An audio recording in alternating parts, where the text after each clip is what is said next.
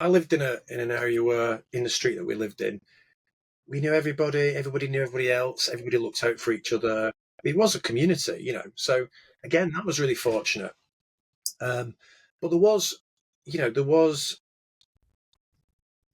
someone who lived nearby that had very serious mental health issues, and that I think was important because back then there was a lot of stigma around mental health problems. I think, and the interesting thing was my mum and my grandma kind of looked after this person.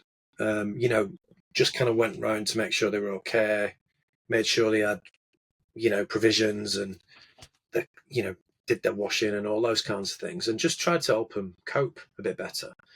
Um, so I kind of realised that actually people with severe mental health problems aren't necessarily it's not something to be feared. It's actually a vulnerability, and actually we ought to be kind and compassionate and support people to live their lives even if they're struggling.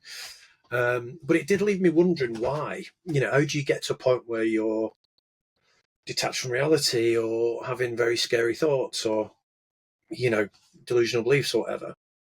And it did make me really curious about that. So I think I learned, I think that taught me two things. One is community is really important and social support is really important. And if you have enough of it, you can cope with really difficult personal and social circumstances.